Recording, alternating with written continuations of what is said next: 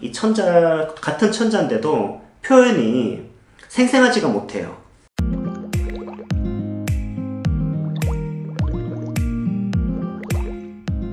네, 안녕하세요. 레스포케아트 연극영화 원장 이성민입니다. 오늘은 그 스토리텔링에 대해서 그 새로운 어떤 그 칼럼을 새로운 그 코너를 하나 만들었는데요. 유튜브에 바로 그 스토리텔링에 대해서 분석하는 그런 칼럼을 이제 시작하려고 합니다. 그 첫 번째 시간으로 오늘은 그 좀 좋은 훈련법에 대해서 한번 제가 좀 소개해 드리려고 합니다. 혼자 영화과 공부를 할 때 그 영화에 대한 시각화를 좀 배울 수 있는 좋은 어떤 툴을 제가 하나 말씀드릴게요. 일단 여러분들이 그 시나리오 연습을 할 때 보통 이제 2천자, 길면 2천자, 짧으면은 뭐 1000자 이렇게 글을 쓰게 되잖아요. 요때 그 영상을, 그러니까 머릿속에 여러분이 본 영상을 글로 옮겨 쓰는 연습을 해야 돼요. 그러니까 내가 이미지를 이렇게 그리잖아요. 그 머릿속에 그려진 이미지를 이 텍스트로 바꿀 수 있는 게 바로 영상 스토리텔링이에요. 그러니까 여러분이 영화과 입시에서 써야 될 글은 소설의 형식이긴 하지만 소설과는 좀 달라요. 소설은 직접 심리 묘사가 가능하잖아요. 그런데 여러분이 영상 스토리텔링 방식에 익숙해지지 않으면 소설적으로 글을 너무 과하게 쓰거나 너무 설명적으로 쓰게 되면 이게 이제 어떤 이 시험의 목적은 영화 시나리오 또 영화에 대한 어떤 그 기초적인 글을 창의력, 여러분의 어떤 장면 구성력 이런 것들을 보는 건데 여러분들이 이제 너무 글로 빠지게 될 위험성이 있습니다. 그래서 이 스토리텔링에서 영상을 글로 옮겨 쓰는 연습을 하면 되게 좋은데요. 그 방법은 이렇게 A4지를 하나 준비하세요. A4지를 하나 준비해 가지고 이 반을 이렇게 나눠요. 반을 이렇게 다단 나누기 해서 반을 나누면 이게 한 1000자 정도 됩니다. 한 800자에서 1000자 정도 쓸 수 있죠. 그래서 이 절반의 내용에 숫자를 붙입시다. 1, 2, 3, 4, 5, 6 이래서 1번은 평행 상태, 2번은 사건의 발생, 3번은 사건의 진행, 4번은 사건의 복잡화, 5번은 위기와 절정, 그 다음 6번은 결말, 이렇게 이름을 붙이고 각각의 내용에 맞게 영화의 내용을 요약하는 거예요. 그러니까 1000자 안에 영화의 내용을 요약하는 거죠. 그래서 평행 상태가 뭐냐면은 사건이 발생되기 이전 단계.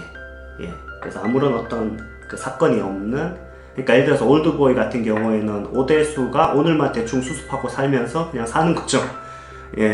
뭐 7번방의 선물 같은 경우에는 예승이랑 아빠가 잘 살고 있는 거죠. 그게 평행 상태예요.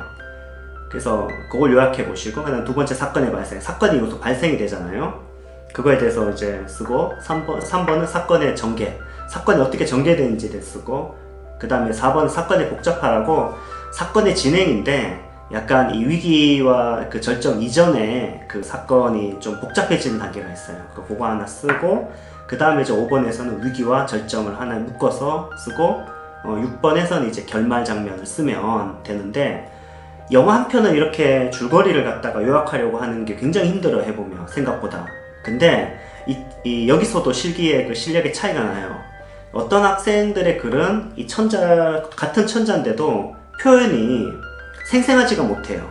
좀 이렇게 관념적이거나 좀 묘사력이 좀 부족하고 그런 경우가 있고, 어떤 학생들의 글은 굉장히 천자 안에서도 영화의 내용들이 잘 담기게 됩니다.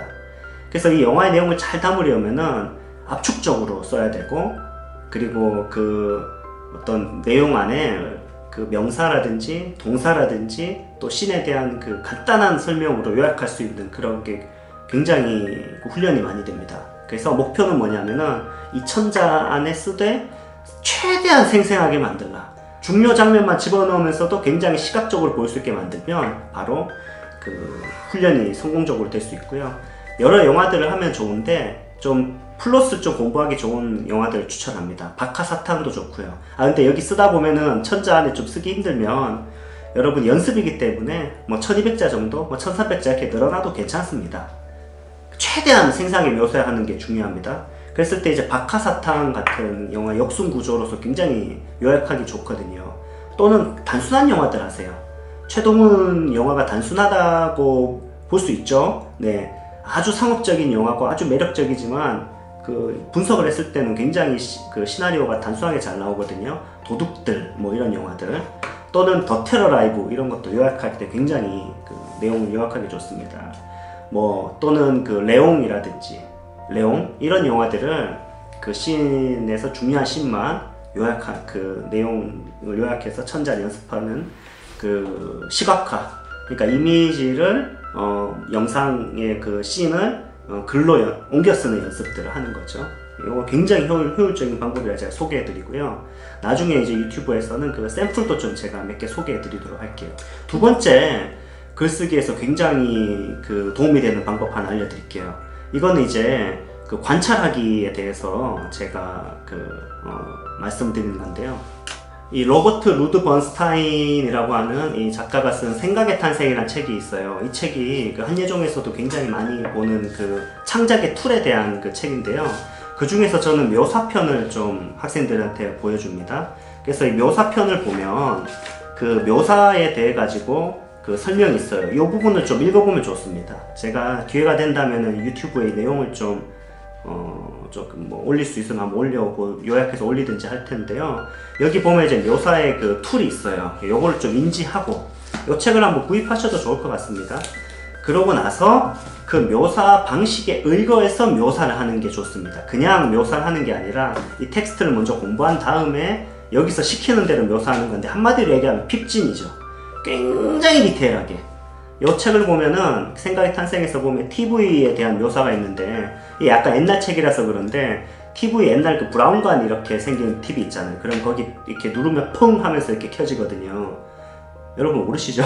그리고 가까이 다가가면 이렇게 정전기 같은 게 이렇게 있고 동그랗게 생기고, 그 느낌들 자세히 보면은 그 입자가 보이고 막 그러거든요. 그 냄새들, 그런 것까지도 다 묘사라고 적혀 있어요. 그래서 이런 툴에 맞춰서 묘사를 하되, 자 1번 낯선 공간, 그러니까 평범한 공간을 낯설게 묘사하기.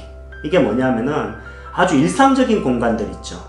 아주 일상적인 공간을 좀 낯설게 묘사하는 거예요. 서스펜스가 있게 조금 과장해도 됩니다. 예를 들어서 평범한 지하실 경비실인데 뭐 들어간 입구가 어떤데 거기 마대자루가 뭐 거대한 마대자루가 3개 있고 거기에 냉장고가 3대가 막 돌아가고 있고, 거기에 이렇게 그 어떤 사무실이 있는데 거기에는 뭐 야한 달력 같은 거 있죠. 그게 막 되게 옛날 달력이 걸려 있고, 이런 식으로 뭔가 이 느낌을 만들어 가면서 일상적인 공간을 이렇게 서스펜스를 만들면서 묘사하는 거죠. 그리고 반대로 묘사해도 되게 좋아요. 뭐냐 하면은 굉장히 어떤 재밌는 공간을 취재하는 거죠.